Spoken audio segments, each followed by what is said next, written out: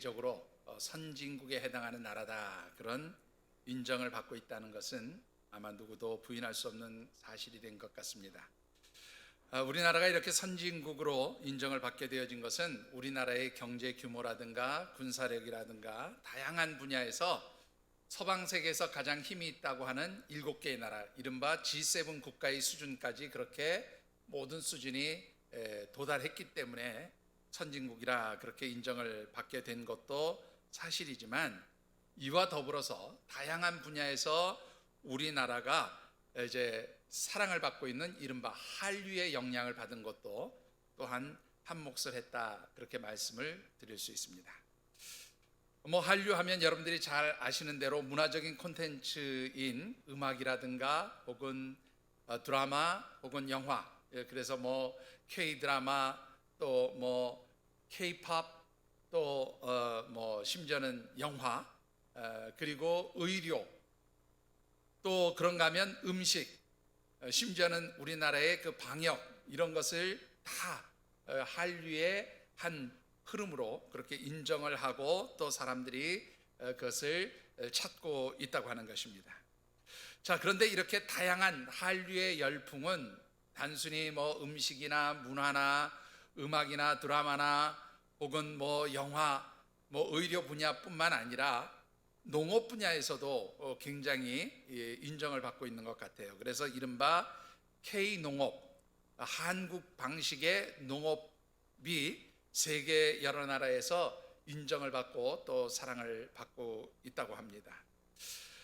특별히 우리나라의 농촌진흥청, 보통 코피아라고 그렇게 부르는데요, 이 농촌진흥청이 아프리카라든가 동남아시아라든가 심지어는 그 사막이 많이 있는 중동 지역에서까지 우리나라의 농업 기술을 전수함으로 인해서 영농 분야의 한류를 이끌고 있다, 그런 이야기도 들려지는데, 한 예를 들어보면 케냐의 경우는 옥수수 다음으로 많이 심는 식물이 감자라고 합니다.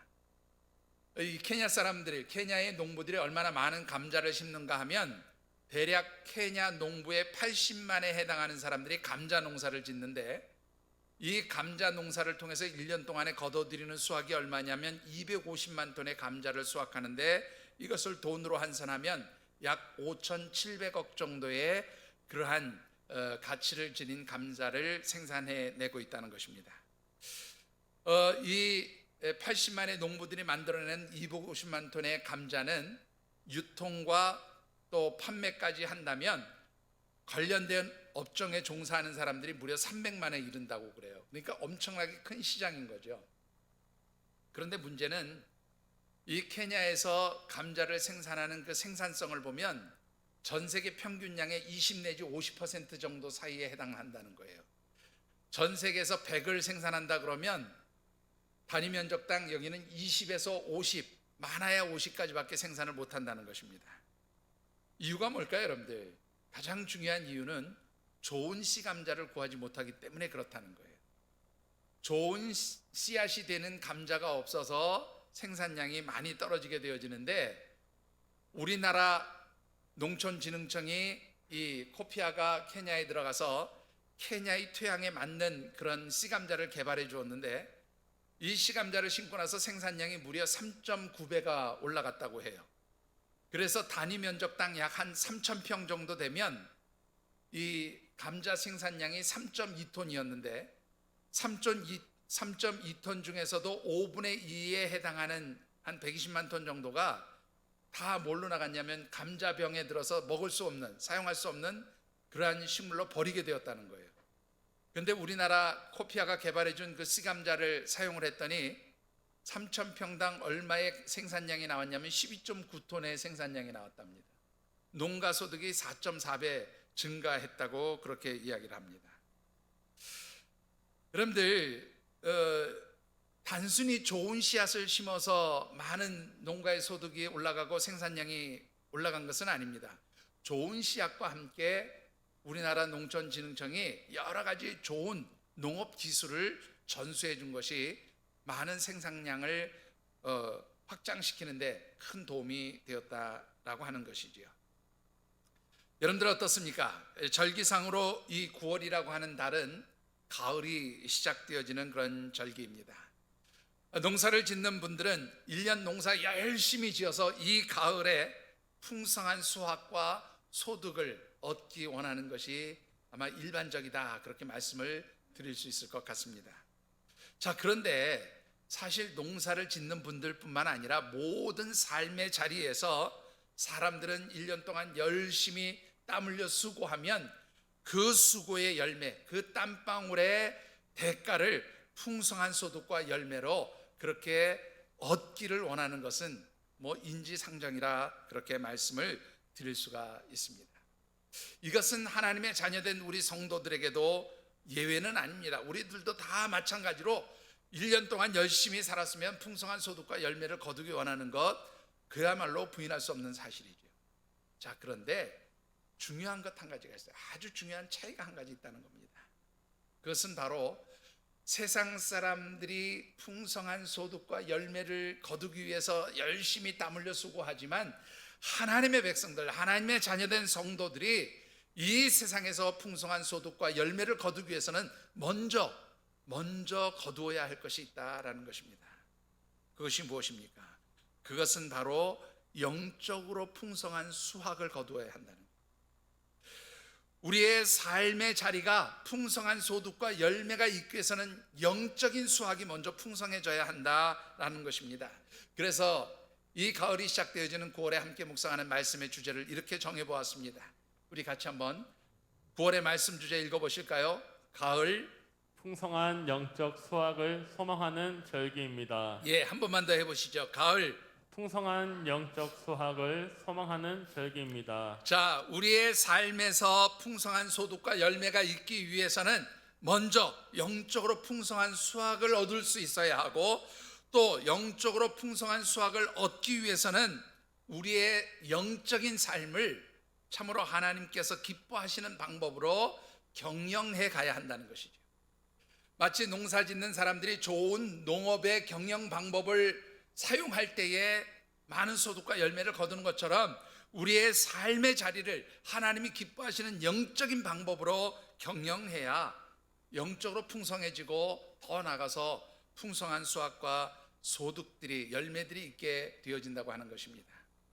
자, 이런 관점에서 우리가 어떻게 하면 우리의 삶을 영적으로 경영할 수 있을까 하는 관점에서 9월의 말씀을 우리 묵상해 보려고 하는데, 오늘 첫 번째로 드리고 싶은 말씀은 영적으로 풍성한 열매를 얻기 원한다면, 영적으로 풍성한 수확을 얻기 원한다면 먼저 영적으로 좋은 씨앗을 심어야 한다는 말씀을 드리고 싶습니다.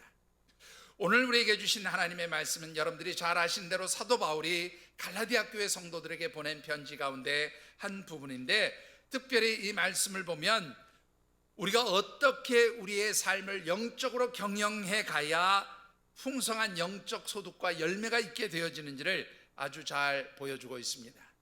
주신 말씀을 묵상하는 가운데 사랑하는 우리 모든 하늘샘 가족들이 이 가을에 영적으로 풍성한 열매를 맺고 거두게 되어짐으로 인해서 삶의 자리도 풍성해지는 그런 아름다운 역사가 있게 되기를 주님의 이름으로 축원합니다.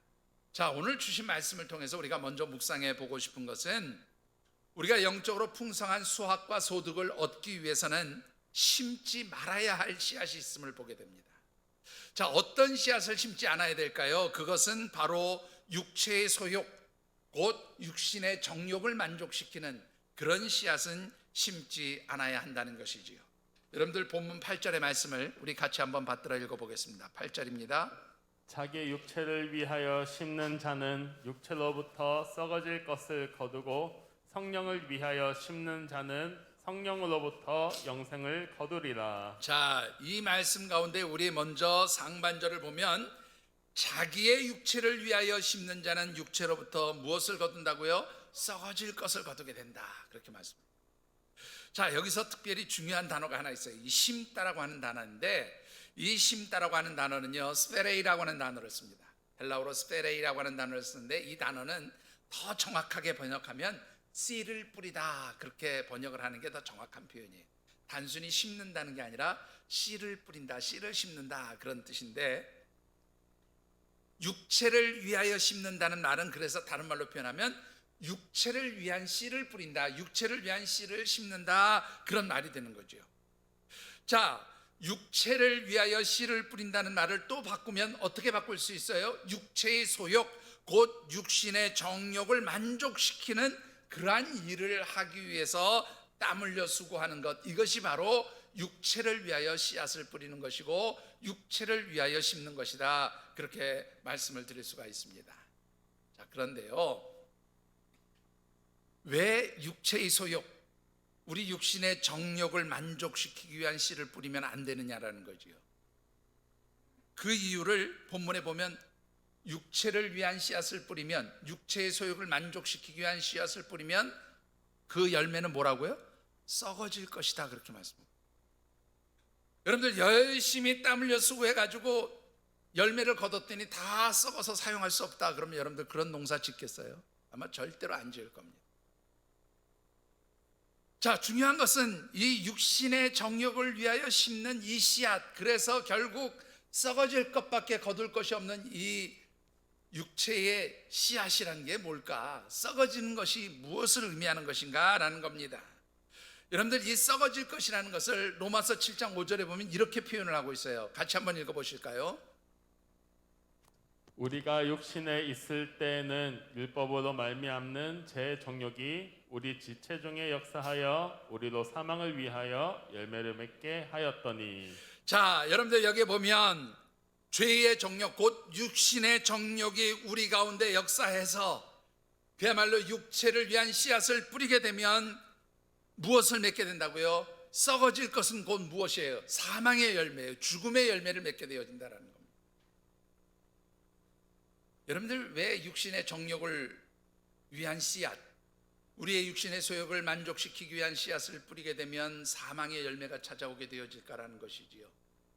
여러분들, 요한일서 2장 16절의 말씀을 보면 육신의 정욕, 안목의 정욕, 이생의 자랑은 다 어디로부터 오는 거예요?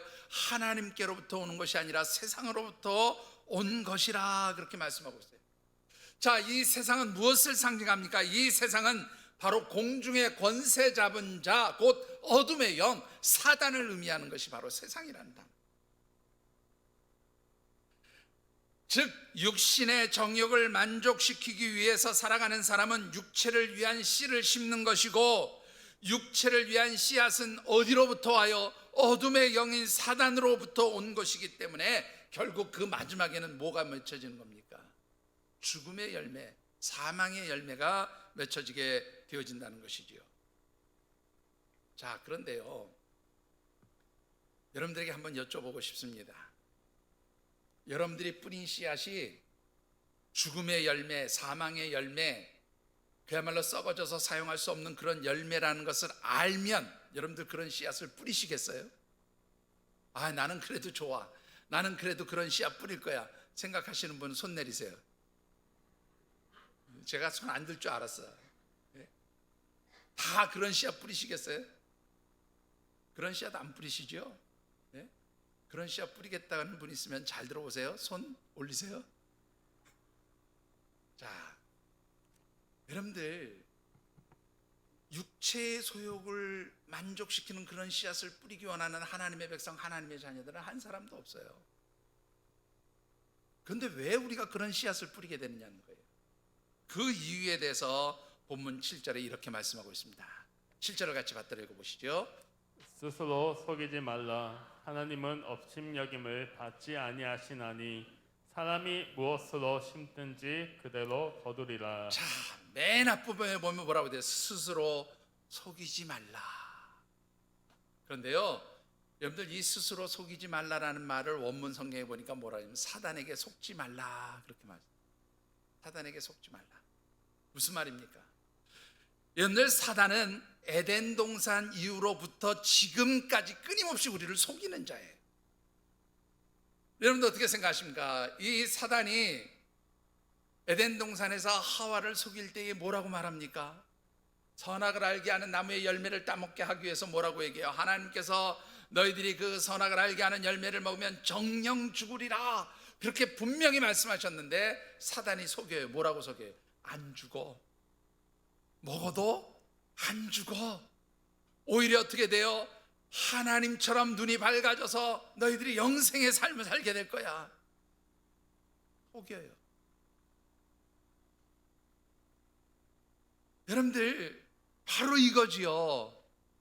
우리가 사단으로부터 속게 되어지는 이유가 뭐냐면, 우리가 육체의 소욕, 곧 우리 육신의 정욕을 만족시키려는 그러한 생각을 가지게 되면 어떻게 해요? 그 생각이 사단의 생각인 거예요. 사단이 우리를 속이는 생각이에요. 그런데 이 사단의 속이는 생각을 우리가 하게 되어지면 어떻게 해요? 결국 우리에게는 죽음의 열매를 거두게 되는 거죠. 그런데 중요한 것은요, 이 사단의 속임은 어떤 방식으로 나타나냐면, 야, 너희들이 이 육체의 소욕을 만족시키기 위한 씨앗을 뿌려도 괜찮아. 그러면 하나님 너희들을 축복해 주실 거야. 이렇게 속인다는 거예요. 그러니까 육신의 정욕을 만족시킬 그런 어떤 씨앗을 뿌리려고 하는 생각을 가질 때 사단은 뭐라 그래? 잘하고 있어, 잘하고 있어. 그러면 하나님 너를 축복하실 거야. 이렇게 말한다는 거예요. 그렇게 우리를 속인다는 거예요. 문제는 우리가 그런 속임수에 넘어가게 되면 결과적으로 어떤 문제가 생겨요? 방금 말씀드렸던 대로 사망의 열매를 맺을 뿐만 아니라, 여러분들 7절 한번 다시 보세요. 이렇게 말씀하고 있습니다. 하나님은 업신여김을 당하지 아니하신다. 이 업신여기다라는 말은 하나님 조롱당하는 분이 아니다. 하나님은 수치를 당하는 분이 아니다, 그런 뜻이에요. 그러니까 우리가 만약 스스로 사단에게 속아서 육신의 정욕이 하나님 주시는 축복이 될 것이라고 착각을 하게 되면, 그것은 다른 말로 표현하면 누구예요? 하나님을 욕되게 하는 거예요. 하나님을 조롱하는 거예요. 하나님을 비웃는 일이 되어진다, 그 말이에요. 그러니까 결국은 어떻게 해요? 육신의 생각, 육체의 소욕을 만족시키려는 그러한 생각을 사단으로부터 받게 되어지면 우리의 삶에 사망의 열매가 오는 거죠. 자, 그러면 왜 사단이 우리에게 와서 우리를 속일 수 있게 되어지느냐는 거예요. 사단이 어떻게 우리에게 와서 야, 육체적인 소욕을 심어도 괜찮아라고 그렇게 속임수를 쓰고 우리의 영적인 삶을 망가뜨리려고 하느냐라는 겁니다. 여러분들 참고 말씀인데요, 로마서 8장 5절의 말씀을 같이 읽어보십시다. 육신을 따르는 자는 육신의 일을, 영을 따르는 자는 영의 일을 생각하나니. 7절입니다. 육신의 생각은 하나님과 원수가 되나니 이는 하나님의 법에 굴복하지 아니할 뿐 아니라 할 수도 없습니다. 육신의 생각은 어떻다고요? 하나님과 원수가 되게 하는 생각이에요. 하나님과 원수가 되게 하면 결국 어떤 말이 돼요? 하나님과 원수인 사단과 가까워지는 게 되는 거죠. 우리가 육신의 생각을 하면, 육체의 소욕, 육신의 정욕을 만족시키려는 그런 생각을 하게 되면 더 이상 하나님의 영과는 통할 수가 없어요. 하나님과 원수가 되어지는 것이 아니라 더 나아가서 어떻게 해요? 사단이 우리 가운데 와서 역사하게 되어진다, 그런 말입니다. 그리고 사단이 우리를 영적으로 속이기 시작하는 거예요.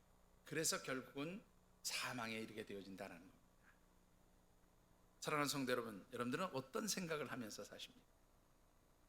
제가 이번에 2주간 동안 자가격리하면서 뭐 이것저것 자료들도 보고 뭐 TV도 좀 보고, 뭐 TV가 아니라 뭐 이 넷플릭스에서 나오는 드라마, 영화 뭐 이런 것도 좀 보고 그랬는데, 유튜브 보다 보니까 그 아주대 인지심리학자로 아주 우리에게 잘 알려진 분이죠. 김경일 교수가 그런 얘기를 하더라고요. 한국 사람들은 전세적으로 생각이 많은 나라 사람, 생각이 많은 사람들이에요. 우리나라 사람들이 전 세계적으로 보면 생각을 참 많이 하면서 사는 사람들이라고 그렇게 얘기를 해요. 중요한 것은 생각이 많으면 그 참 긍정적으로 좋은 일이죠. 그런데 문제는 뭐냐면 어떤 생각을 하면서 사는 거예요. 영적인 생각을 하느냐 아니면 육적인 생각을 하면서 살아요. 다른 말로 표현하면 사단이 속이는 그러한 생각을 하면서 살아가느냐, 하나님이 기뻐하시는 생각을 하면서 살아가느냐. 여러분들, 저와 여러분들의 마음과 생각이 하나님의 생각, 하나님이 기뻐하시는 영적인 생각으로 채워질 수 있게 되기를 주님의 이름으로 축원합니다. 사단의 생각, 어둠의 생각, 죽음의 영이 역사하는 그러한 생각을 분별할 수 있는 그런 영적인 깨어있음이 저와 여러분들에게 있어지게 되기를 주님의 이름으로 축원합니다. 자, 그러면 우리가 영적으로 풍성한 수학과 또 영적으로 풍성한 열매를 얻기 위해서 심어야 할 씨앗은 무엇입니까? 그것은 바로 성령 하나님께서 주시는 영적인 씨앗을 심어야 하는 것이지요. 8절의 말씀을 다시 받들어 읽어보겠습니다. 자기의 육체를 위하여 심는 자는 육체로부터 썩어질 것을 거두고 성령을 위하여 심는 자는 성령으로부터 영생을 거두리라. 자, 성령을 위하여 심는 자라는 말은 성령 하나님을 위하여 씨를 뿌리는 자, 그런 뜻이지요. 성령 하나님을 위하여 씨를 뿌린다라는 말은 조금 더 나아가면 성령 하나님께서 인정하시고 기뻐하시는 영적인 일을 하면서 살아가는 사람, 그런 뜻이에요. 육체적인 소욕이 아니라, 나를 만족시키는 일이 아니라 하나님을 기쁘시게 하고 하나님이 인정하시고 하나님께 만족을 드릴 수 있는 그런 일을 하는 것이 바로 영적인 씨앗을 심는 일이다, 그렇게 말씀할 수 있어요. 자, 중요한 것은 역시 마찬가지로 어떻게 해야 우리가 성령 하나님께로부터 나오는 영적인 씨앗을 심을 수 있느냐는 것이죠. 여러분들 로마서 8장 11절의 말씀을 읽어보십시다. 예수를 죽은 자 가운데서 살리신 이의 영이 너희 안에 거하시면 그리스도 예수를 죽은 자 가운데서 살리신 이가 너희 안에 거하시는 그의 영으로 말미암아 너희 죽을 몸도 살리시리라. 자, 여러분들 우리 본문 8절에 보면 성령으로부터 주어진 그 씨앗을 성령을 위하여 심는 자는 성령으로부터 무엇을 거두어요? 영생을 거둔다고 말씀하고 있잖아요. 자, 그것을 좀 더 분명하게 설명하고 있는 말씀이 로마서 8장 11절이에요. 자, 여기에 보면 우리가 어떻게 영생을 얻을 수 있느냐, 그것은 바로 예수 그리스도를 죽음 가운데서 다시 살리신 하나님의 영, 성령 하나님께서 우리와 함께 하실 때 우리의 속에서 뭐예요? 영원한 생명의 역사가 일어나게 된다, 그렇게 말씀하고 있는 겁니다. 중요한 것은 이 성령 하나님께서 우리 가운데 살아 역사하시고 우리에게 영원한 생명의 은총을 주시기 위해서 우리에게 필요한 게 뭐냐라는 거예요. 그것은 역시 마찬가지죠. 반대로 얘기하면 육적인 생각이 아니라 영적인 생각을 해야 되는 겁니다. 로마서 8장 5절 다시 한번 읽어보시지요. 육신을 따르는 자는 육신의 일을, 영을 따르는 자는 영의 일을 생각하나니. 육신을 따르는 자는 육의 일을, 영적인 생각을 하는 사람은 영의 일을 따르는 사람이에요. 이걸 다른 말로 보면 우리가 영적인 생각을 할 때에 성령 하나님께서 우리 가운데 임재하시는 거예요. 영적인 생각을 하면서 살아갈 때에 성령 하나님께서 우리 가운데 함께 하셔서 영원한 생명의 은총을 주실 뿐만 아니라 이 로마서 8장 6절의 말씀, 우리가 읽지 않은 말씀인데 이 말씀 보면 평강의 은총도 주신다, 그렇게 말씀합니다. 여러분들 왜 풍성한 소득과 열매가 있기를 원합니까? 사실은 평안해지기 위해서, 많이 가지면, 풍성하게 가지면 평안해질 수 있을 것 같아서 우리가 많은 소득과 열매를 원하는 거예요. 그런데 그 소득과 열매의 풍성함보다 더 중요한 게 뭐예요? 영적인 생각을 할 때 하나님 주신 평안함이 있다고 말이에요. 사랑하는 성도 여러분, 여러분들의 생각이 성령 하나님이 기뻐하시고 인정하시는 그러한 영의 생각, 영적으로 하나님을 기쁘시게 하고 하나님께 만족함을 드리는 그러한 영의 생각을 하며 살아가시는 우리 귀한 믿음의 식구들이 되어지시기를 주님의 이름으로 축원합니다. 그래서 성령 하나님께서 우리 가운데 계실 뿐만 아니라 평강의 은총까지 누리는 그러한 역사가 나타나게 되기를 주님의 이름으로 축원합니다.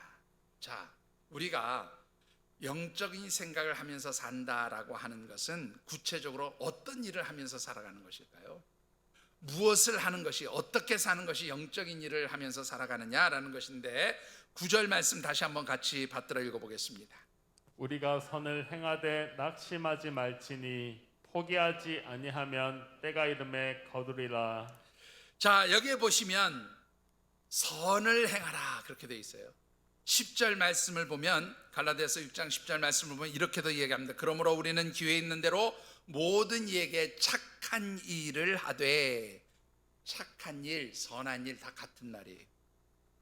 이 착한 일, 선한 일을 헬라어 원문 성경에 보면 뭐라고 되어 있는가 하면 아가도스라고 하는 단어를 써요. 아가도스.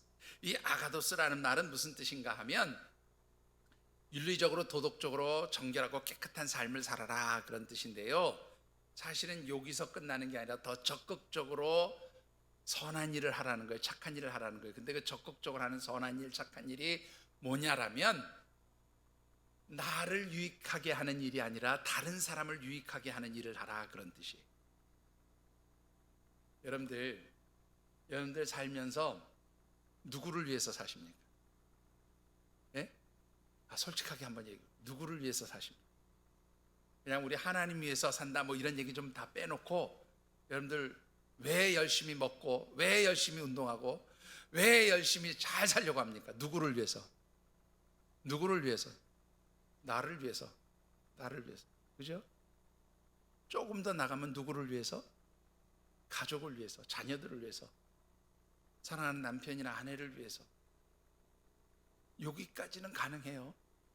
그런데 남을 위해서, 남을 유익하게 하기 위해서 살아간다? 정말로 쉽지 않습니다. 아이고 참, 내가 우리 식구들을 위해서 사는 것도 힘들어 죽겠는데 남까지 유익하게 만들면서 살라고 난 못해. 여러분들 그렇지 않습니까? 나를 위해서 사는 건 쉬워요. 내가 잘 되기 위해서, 내가 뭐 좋아지기 위해서, 나를 위해서 사는 것은 누구나 다 할 수 있어요. 또 우리의 가족을 위해서 내가 조금 더 헌신하고 수고하고 희생하고 이거 할 수 있어요. 그런데 오늘 본문에서 말하는 것은 나를 위해서, 우리 가족을 위해서를 넘어서서 다른 사람들을 유익하게 하기 위해서 선한 일을 하라는 거예요.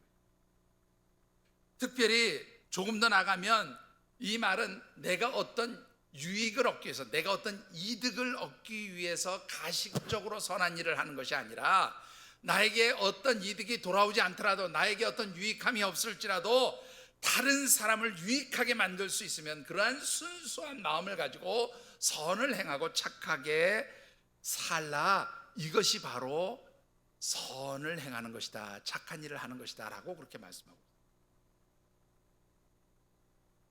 여러분들 사실은 선한 일을 하면서 사는 거 절대로 쉽지 않아요. 오늘 오전에도 우리 집사님 한 분이 그런 얘기, 목사님 요새 제가 낮에는 나가서 열심히 일하고 또 집에 돌아오면 가족들을 위해서 헌신하고 수고하는데 이것도 참 지치고 힘들어요. 여러분들 어떻습니까? 가족을 위해서 일하는 것도 때로는 지치고 힘들 때가 있어요. 어려울 때 있습니다. 여러분들 어떻습니까? 안 그렇습니까? 예? 우리 방장로님 가족을 위해서 일할 때 늘 기쁨과 즐거움과 감사로만 하십니까? 여러분들 가족을 위해서 일하는 것도 때로는 지칠 때가 있어요. 힘들 때가 있어요. 그런데 가족이 아니라 남까지 유익하기 위해서 내가 헌신하고 수고하라? 그건 불가능한 일이에요. 어떻게 보면 불가능한 일이에요. 그런데 그 불가능한 일을 하나님 하라고 말씀해요. 여러분들 이렇게 불가능한 일을 가능하도록 하기 위해서는요, 우리가 영적으로 준비가 되어 있어야 합니다. 어떤 준비가 되어 있을까요? 오늘 본문에 보면 두 가지 영적 자세를 가지고 있으라 그렇게 말씀하고 있어요. 첫 번째는 무엇이고 두 번째는 무엇일까요? 우리 9절을 다시 같이 받들어 읽어보겠습니다. 9절입니다. 우리가 선을 행하되 낙심하지 말지니 포기하지 아니하면 때가 이름에 거두리라. 자, 첫 번째는요, 낙심하거나 포기하지 않는 거예요. 이 낙심한다라는 말은 뭐냐면 지쳤다 그런 말입니다. 지쳤다. 엔카코멘이라고 하는 단어를 쓰는데 이 엔카코멘이라고 하는 말은 지쳤다는 말이에요. 실증이 났다 그런 말이에요.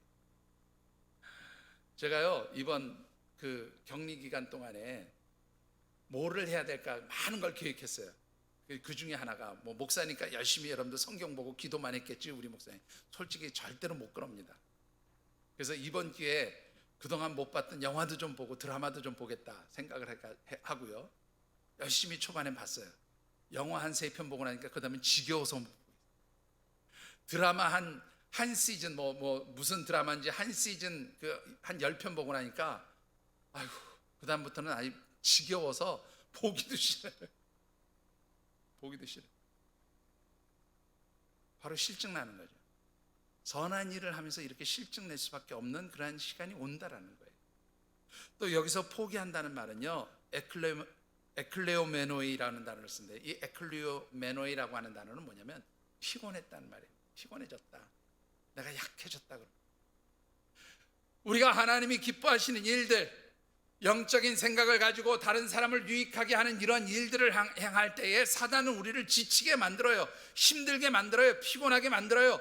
괴롭게 만들어요. 실증나게 만들어요. 그런데 하나님 뭐라고 말씀하시면 그래도 어떻게 해요? 포기하지 말아라. 절대로 중단하지 말아라는 거예요. 그리고 두 번째로 해야 될 영적 자세가 뭐냐면 때를 기다리는 거예요. 인내하면서 때를 기다리라. 여러분들 이 구절 말씀에 나오는 때라고 하는 단어 여러분들이 잘 아시는 대로 성경에서 말하는 때는 두 가지가 있다고 늘 말씀드리죠. 하나는 뭐예요? 크로노스. 우리 사람의 시간이 있어요. 사람이 정해놓은 몇 년, 몇 월, 며칠, 몇 시 사람의 시간이에요. 근데 하나님의 시간, 카이로스라고 하는 단어는 하나님이 예정하신 때, 하나님이 계획하신 때, 하나님이 어떤 일을 이루시는 때를 의미하는 단어예요. 카이로스라고 하는 단어. 오늘 본문에서 말하는 단어는 이 카이로스라고 하는 단어예요. 하나님의 때를 기다리라. 여러분들 하나님의 때가 언제 이루어질지 그거 하는 사람 정말로 쉽지 않습니다. 아니 아무도 몰라요. 하나님의 주권과 계획 가운데 우리가 열심히 영적인 일을 하고 영적으로 하나님을 기쁘시게 하는 일을 할 때에 하나님께서 어떤 영적인 축복을 언제 우리에게 주실지 그거 알 수 있는 사람 없어요. 때로는 그것이 굉장히 긴 시간처럼 그렇게 느껴질 때가 있어요. 그래서 지칩니다. 그래서 때로는 포기하고 싶습니다. 그래서 때로는 낙심합니다. 그래서 때로는 중단하고 싶은 유혹이 생길 때도 있어요. 그런데 하나님 뭐라고 말씀하시냐면 인내하라는 거예요. 기다리라는 거예요.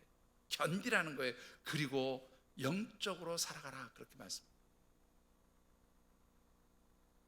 여러분들 우리가 이렇게 살기 위해서는 정말로 필요한 것이 있습니다. 그것은 바로 우리 하나님께서 행하시는 일들은 분명히 이루어진다는 믿음의 확신이 있어야 돼요. 빌립보서 1장 우리 6절의 말씀을 같이 한번 받들어 읽어보겠습니다. 빌립보서 1장 6절입니다. 너희 안에서 착한 일을 시작하시니가 그리스도 예수의 날까지 이루실 줄을 우리는 확신하노라. 우리 안에서 착한 일을 이루시는 이 곧 누구의 성령 하나님께서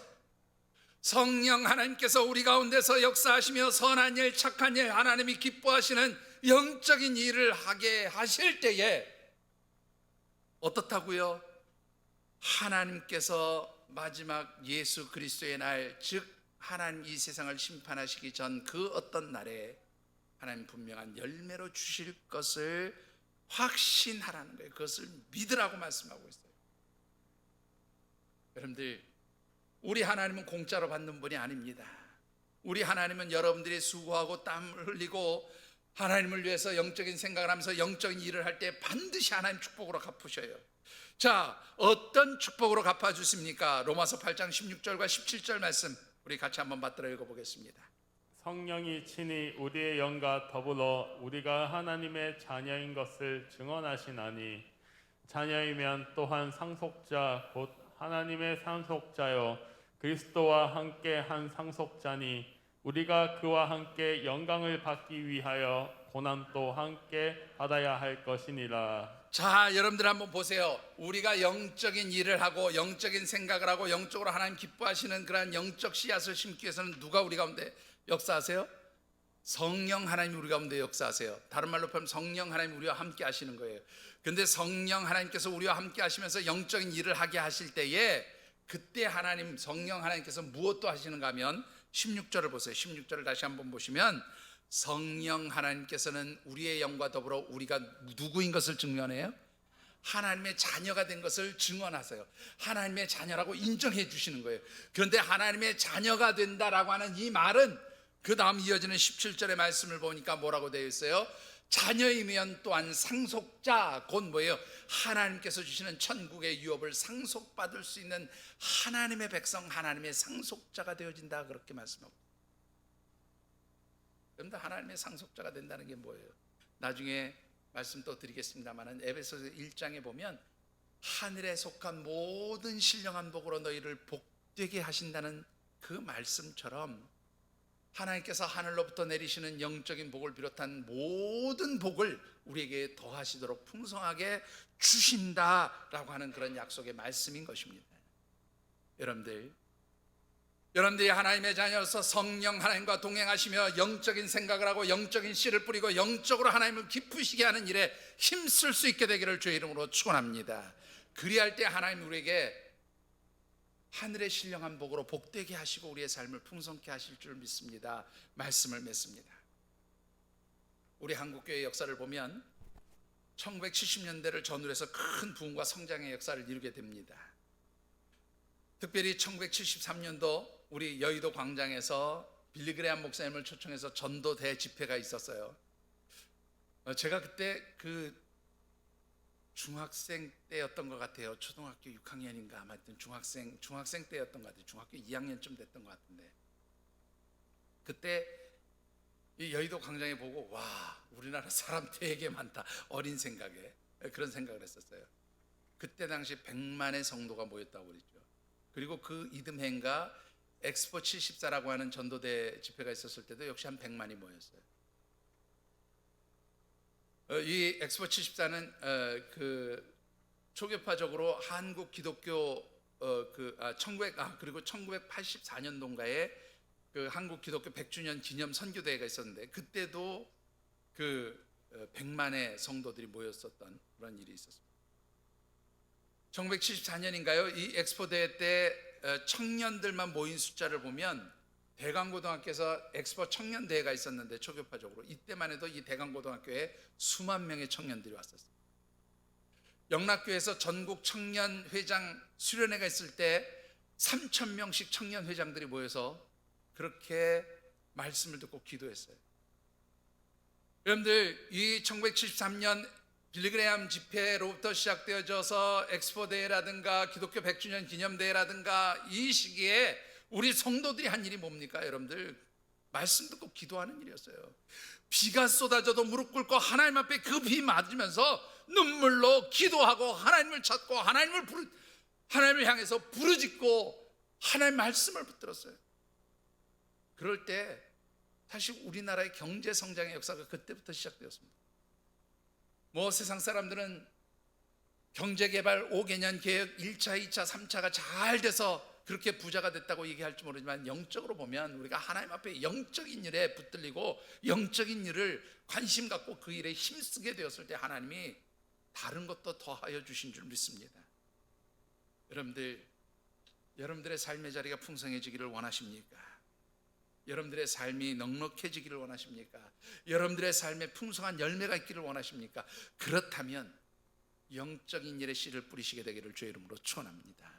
시편 126편 5절의 말씀을 보면 눈물을 흘리며 씨를 뿌리는 자가 기쁨으로 단을 거둘 것이라. 울며 씨를 뿌리러 나가는 자는 정령 기쁨으로 그 단을 거두게 되어질 것이라고 말씀하고 있습니다. 여러분들, 우리가 지금 다른 사람들을 유익하게 하는 그러한 영적인 일들, 선한 일들, 영적인 생각을 가지고 눈물로 씨를 뿌리는 이 영적인 씨앗들이 언제 열매로 나타날지 아는 사람 아무도 없어요. 이 열매를 맺기까지 우리가 얼마나 많은 눈물과 수고의 땀방울을 흘려야 되는지 그것도 우리는 알 수 없습니다. 그러나 분명한 것은 하나님은 우리의 수고와 눈물의 땀방울들을 기억하신다는 거예요. 하나님의 축복으로 분명히 갚아주시는 줄 믿습니다. 하나님께서 열매 맺게 하시고 그 열매로 하늘의 신령한 복을 더하여 주실 것을 기대하시면서, 특별히 성령 하나님께서 주시는 영적인 씨앗을 심어가는 우리 귀한 믿음의 하늘샘 식구들이 되어지시기를 주님의 이름으로 축원합니다. 기도하겠습니다.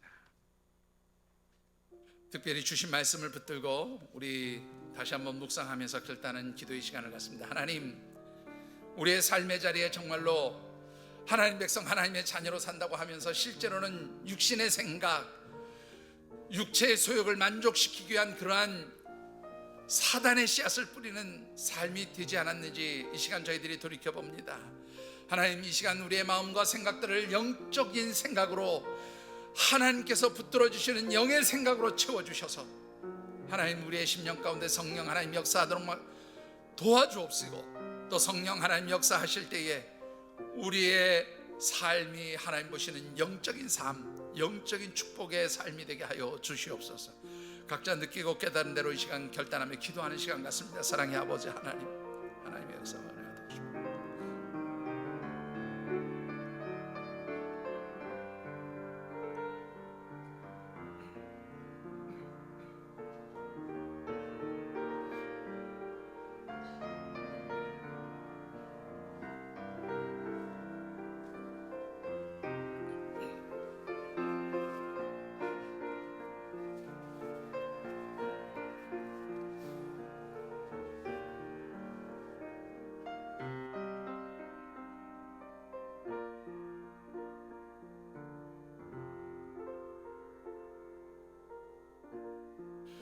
사랑의 아버지 하나님,